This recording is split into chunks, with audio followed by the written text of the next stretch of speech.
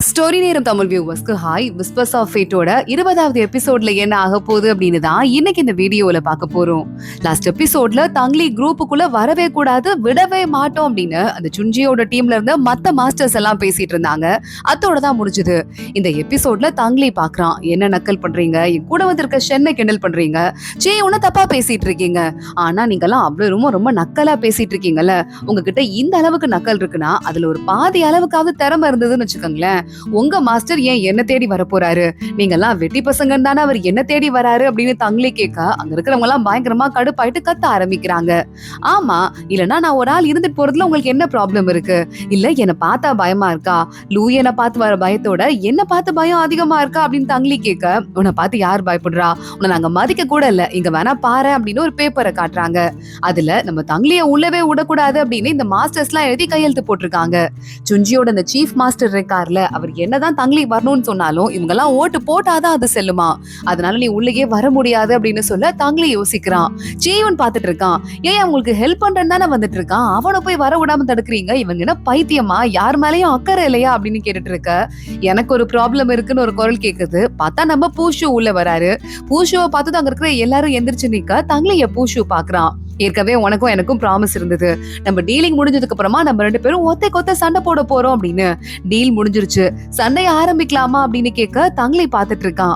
என்ன சார், நானும் கெஸ்டா வரக்கூடாது நீங்களும் ஆசைப்படுறீங்களா, நான் உங்களை பத்தி தப்பா புரிஞ்சுக்கிட்டேன் போல, என் மேல இவ்வளோ உங்களுக்கு இருக்கும் நான் நினைச்சு கூட பாக்கல அப்படின்னு தங்லி சொல்ல, டீல் போட்டதுதான், சண்டைய ஆரம்பிக்கலாமா அப்படின்னு பூஷு கேக்குறான். தங்லி சரி ஓகே அப்படின்னு சொல்லிடுறான். தங்லியும் பூஷுவும் சண்டை போடுறதுக்காக வெளியே போக அங்க இருக்க ஆசிரமத்துல இருக்கிற ஒட்டுமொத்த ஆளுங்களும் ஒன்னா வந்து தங்லிக்கும் பூஷு சாருக்கும் சண்டையா, வாங்க பாக்கலாம் அப்படின்னு. அங்க ஹெவனோட பீக் அப்படின்னு சொல்லிட்டு ஒரு மலை இருக்கு, அந்த மலை கிட்டதான் அந்த சண்டை நடக்க போதான். இந்த மலை கிட்டதான் இந்த ஒட்டுமொத்த அந்த ஆசிரமம் இருக்குல்ல, அதோட புனித சக்திகள்லாம் சேர்ந்து இங்கதான் இருக்குமா, இவங்களோட தேவதை அங்கதான் வந்து வணங்கிட்டு இருக்காங்க, அதனால இந்த இடம் ரொம்ப முக்கியமான இடம், இங்க சண்டை நடக்க போதா அப்படின்னு அத்தனை பேரும் பாத்துட்டு இருக்க. சரி ஆரம்பிக்கலாமா அப்படின்னு பூஷு கேக்குறான். ஆரம்பிச்சிட வேண்டிதான், இன்னும் ஏன் வெயிட் பண்ணிருக்கணும் அப்படின்னு தங்லியும் சொல்றான். தங்லி வேகமா மேல போயிட்டு அந்த மலையோட உச்சியில இருந்து சண்டையை போட ஆரம்பிக்க பூஷு பின்னாடியே போய் சண்டை போட்டுட்டு இருக்கான். இவங்க ரெண்டு பேரும் மின்னல் வேகத்துல அவ்வளவு பவரை கொடுத்து அடிச்சுக்கிறாங்க. ஆனா அதே நேரத்துல நம்ம தங்லி சண்டை போட பூஷு சைடு கேப்ல அங்க இருக்கிற மலையோட உச்சியில ஒரு டிராகன் தலை இருக்கு, அதை ஆக்டிவேட் பண்ணிட்டே இருக்காரு. இவன் எதுக்கு இதை பண்ணிட்டு இருக்கான் அப்படின்னு தங்லிக்கு சுத்தமா புரியல. ஆனா இதுல ஏதோ ஒண்ணு இருக்குன்னு ஒரு குழப்பம் இருக்கு. இவங்க ரெண்டு பேரும் இவங்க அடிச்சுக்கிறது கீழ இருந்து பாக்குறதுக்கு ஏதோ கவிதை மாதிரி இருக்கு. எவ்வளவு பவர் ஒன்னா சேருது பாருங்க, இந்த மாதிரி ஒரு சண்டையை நான் பார்த்ததே இல்லைன்னு எல்லாரும் பாத்துட்டு இருக்காங்க. அந்த டிராகன் மலையோட வாயில இருந்து ஒரு பெரிய டிராகன் வெளியே வருது. உடனே கீழ இருக்கிற எல்லா மாஸ்டர்ஸும் பார்த்துட்டு, நம்ம புனித சக்தி எத்தனையோ வருஷத்துக்கு அப்புறமா வெளியே வந்திருக்கு, என்ன ஒரு அதிசயம், அதை பார்த்ததே இல்லையேன்னு பேசிட்டு இருக்க. அது தங்லி கிட்ட போயிட்டு தங்லியை சுத்தி காவலுக்கு நின்னுட்டு யாரையும் சண்டையே போட விட மாட்டேங்குது. மாஸ்டர் பாக்குறாரு, இதுதான் சாக்கு அப்படின்னு. பாருங்க, நம்ம குலதெய்வத்தோட அருளை தங்லிக்கு இருக்கு, எல்லாரும் வணங்குங்க, நம்ம டிராகனை வணங்குங்கன்னு சொல்ல அத்தனை பேரும் வணங்க ஆரம்பிக்கிறாங்க. பூஷு சண்டையை நிறுத்திட்டு அமைதியா நிக்கிறான். தங்லிக்கு விஷயம் புரியுது. ஓ அப்படி வரீங்களா வழிக்கு அப்படின்னு சொல்லிட்டு சிரிக்க ஆரம்பிக்கிறான். இப்போ உடனே மாஸ்டர், நம்ம தங்லியே நம்ம குலதெய்வமே வந்து வணங்கிருச்சு அப்படிங்கறதால இதுக்கும் மேல நம்ம தங்லிக்கு நோவே சொல்ல முடியாது, என்ன சொல்லிருக்கீங்க, கரெக்ட் தானே, தங்லியே சீக்கிரமா நம்ம கெஸ்ட் ஆஃப் ஹானரா நம்ம டீமுக்குள்ள சேர்த்துக்க வேண்டியதான், நம்ம தங்லி நமக்கு இன்னும் நிறைய ஹெல்ப் பண்ண போறாரு அப்படின்னு சொல்ல மத்த அத்தனை பேரும் வாய மூடிட்டு இருக்காங்க. குலதெய்வத்தை மீறி இப்ப ஏதாவது பண்ண முடியுமா அப்படின்னு சியூன் பாக்குறான். ஆமா, இதுக்கும் மேல நம்ம தங்லிக்கு எதிர்த்து அவங்க பேசினாங்கன்னா அவங்க கடவுளை அவங்களே மதிக்கலன்னு தானே அர்த்தம், எவனாவது வாய திறப்பான்னு நினைக்கிறீங்க அப்படின்னு கத்தி பேச ஆரம்பிக்க மாஸ்டர்ஸ்லாம் அமைதியா இருந்துட்டு இருக்காங்க.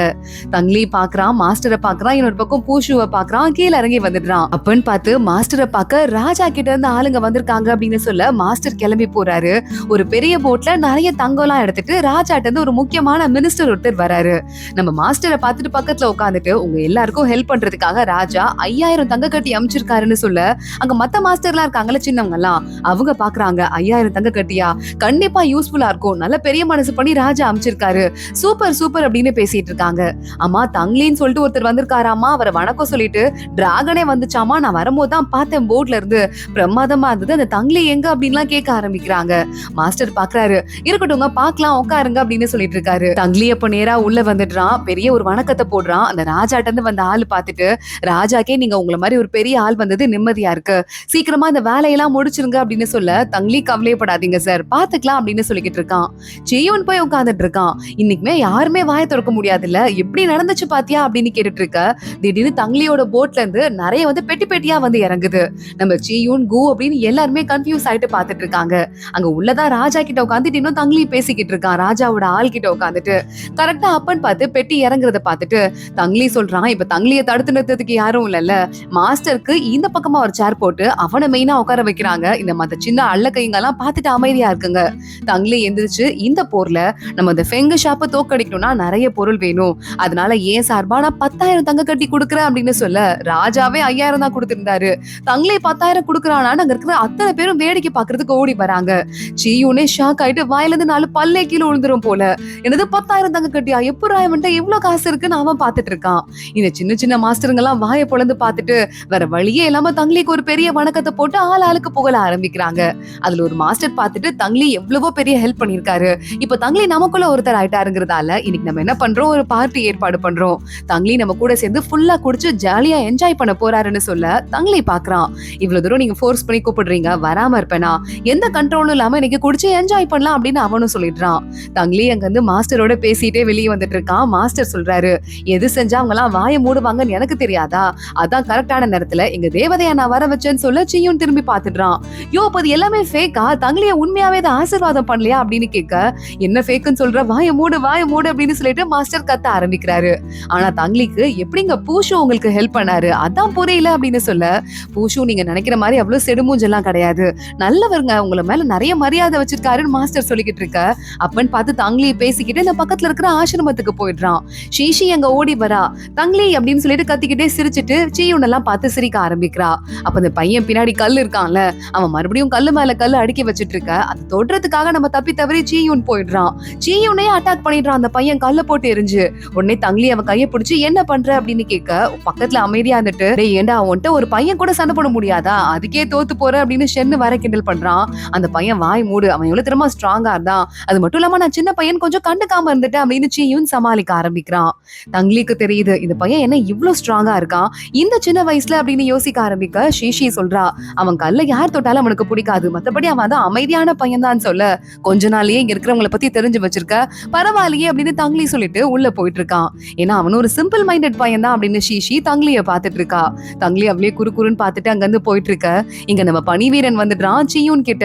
ஆமா எங்கடா உங்க பாஸ் தங்லி, நான் கிட்ட ஒரு முக்கியமான விஷயம் பேசணும்னு சொல்ல, பணிவீரன் நீங்க எதுக்கு கரெக்டா இன்னைக்கு வந்தீங்க, குடிக்கிற நாள் வந்துட்டா போதுமே உடனே வந்துருவீங்களே, எங்க பாஸ் இங்க தான் ஆத்துக்குள்ள இருக்காருன்னு சொல்ல, ஆத்துக்குள்ள ஒரு நல்ல போட்டை போட்டு ஒய்யாரமா படுத்துட்டு புக்க படிச்சுட்டு தங்லி ஜாலியா ஃபன் பண்ணிக்கிட்டு இருக்கான். பணிவீரன் அங்க வந்துட்டு, இங்க பாரு ஏற்கனவே உனக்கு அடிமேல் அடிபட்டு இருக்கு, உடம்பு வர சரியில்லை, இப்ப உங்க கூட கண்ணா பின்னான்னு குடிச்சு செத்து போயிட்டான் இந்த சின்ன வயசுலயே அப்படின்னு ஒரு கெட்ட பேர் வந்துடக்கூடாது, சோ அதனால எனக்கு ஒரு 5,000 தங்க காசு கொடு, அதுக்கு பதிலா உனக்கு பதிலா நான் குடிக்கிறேன் அப்படின்னு சொல்ல தங்லி பாத்துட்டு இருக்கான். ஓ என்னை விட நீ அவ்வளவு பெரிய ஆளா, என்ன ஆனாலும் நானே இன்னைக்கு பாத்துக்கிறேன், நீ ஒன்னும் எனக்கு ஹெல்ப் பண்ண வேண்டாம் அப்படின்னு தங்லி சொல்லிடுறான். இவனுக்கு ஹெல்ப் பண்ணலான்னு வந்தேன், இன்னைக்கு என்ன ஆக போறானோ பைத்தியக்காரன் அப்படின்னு பணிவீரன் ஒரு பக்கம் யோசிக்கிறான்.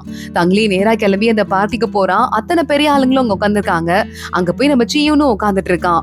தங்லியை பார்த்துட்டு மத்தவங்க எல்லாம் இவ்வளவு நல்லவரா இருப்பாருன்னு தெரியாதே அப்படின்னு பேசிட்டு இருக்க, ஷென்னு பாக்குறான் சீயூனை, எப்பல நம்ம மாஸ்டர் எவ்வளவு நல்லவர் ஆனாரு அப்படின்னு.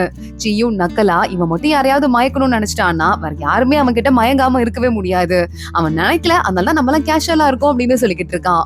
தங்லியோட ஒயினை குடிக்க ஆரம்பிக்க, இதே நம்ம மொக்கையா இருக்கு இந்த ஒயின், ஸ்ட்ராங்கான ஒயின் எடுத்துட்டு வர சொல்றோம், அதை குடிக்கலாம் அப்படின்னு அங்க இருக்கிற மாஸ்டர்ஸ் எல்லாம் சொல்றாங்க. தங்லி ஓகே அப்படின்னு ஒத்துக்கிறான். ஒவ்வொரு ஒயினும் ஒரு பாகா இருக்கு. அதுல சில மாஸ்டர்ஸ் எல்லாம் ஒவ்வொருத்தங்களா வந்து தங்லி கிட்ட, உங்ககிட்ட நாங்க தனியா சீய சொல்றோம் அப்படின்னு சொல்லிட்டு குடிக்க ஆரம்பிக்கிறாங்க. சீயன் பாக்குறான், எப்படிங்க ஒருத்தன் இத்தனை பேர் கூட குடிக்க முடியும்னு கேட்க, தங்லி நான் பாத்துக்கிறேன் அப்படின்னு சொல்லிடுறான். சீயன் உடனே உனக்கு போய் ஹெல்ப் பண்ண பாரு, நான் இங்க இருந்து கிளம்புறேன் அப்படின்னு கிளம்பி போயிடுறான். ஆளால வந்து சீய சொல்லிக்கிட்டே இருக்க, தங்லி ஒவ்வொருத்தங்க கூடயும் குடிக்கிற மாதிரி இருக்கு. என்ன அது இப்படி குடிக்கிறான், அது ஒரு சொட்டு கூட கீழே கூட விழலையே அப்படின்னு அத்தனை பேரும் பாத்துட்டு இருக்காங்க.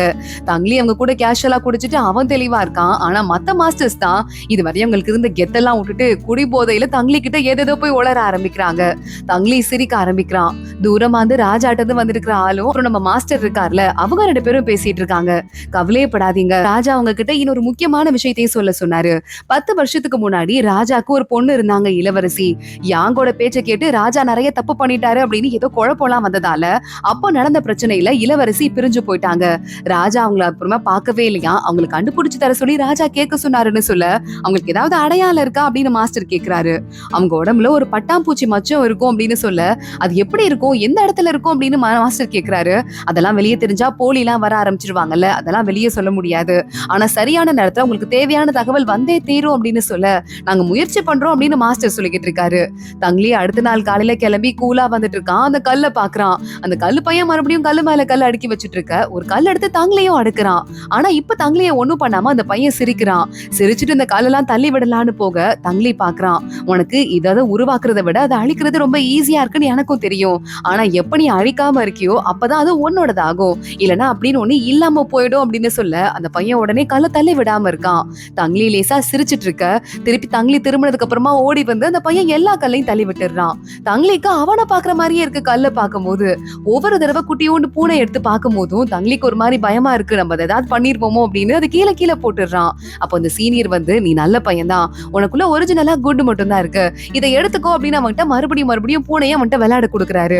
இவனுக்கு என் சீனியர் எனக்கு சொல்லி கொடுத்த மாதிரி நான் இவனுக்கு சொல்லி கொடுக்கணும், பாவம் அந்த பையன் அப்படின்னு தங்லி யோசிச்சுட்டு இருக்கான். இங்க இன்னொரு பக்கம் லூயன் இருக்கான்ல, நேரா அடிபட்டு காட்டுக்குள்ள காணாம போனவன் நேரா தங்லி அப்புறம் மாஸ்டர்லாம் எந்த இடத்துல வாழ்ந்தாங்களோ அந்த இடத்துக்கு வந்துடுறான்.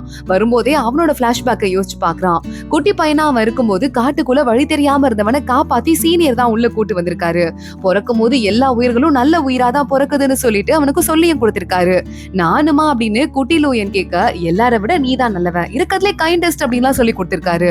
அதை பத்தி யோசிச்சுட்டு இங்க எவ்வளவு சந்தோஷமா வாழ்ந்தோம் சீனியரோட அப்படின்னு எல்லாத்தையும் யோசிச்சுட்டு நேரா அவன் உள்ள வந்துட்டு தங்லி சொன்னதை யோசிச்சு பாக்குறான். கிறிஸ்டல் கலரை பெட்டியில நான் வந்து சீனியரோட உடம்ப வச்சிருக்கேன் அப்படின்னு சொன்னான்ல, நான் தங்லிய ஒரு தடவை கடைசியா நம்பலான் இருக்கேன். இந்த இடத்துல தங்லி சொன்ன மாதிரி எங்க பாடி இருக்கு நான் பார்க்க போறேன் அப்படின்னு ஒரு வண்டை எடுத்து வேகமா தேட விடுறான். அதோட தான் இந்த எபிசோட் முடியுது. அடுத்தடுத்து என்ன ஆக போகுது தொடர்ந்து பார்க்கலாம். இந்த வீடியோவை லைக் பண்ணிக்கோங்க, மறக்காம நம்ம சேனலுக்கு சப்ஸ்கிரைப் பண்ணிட்டு பெல் ஐக்கானையும் கிளிக் பண்ணிக்கோங்க. அடுத்த வீடியோல பார்க்கலாம். அது வரைய பாய்.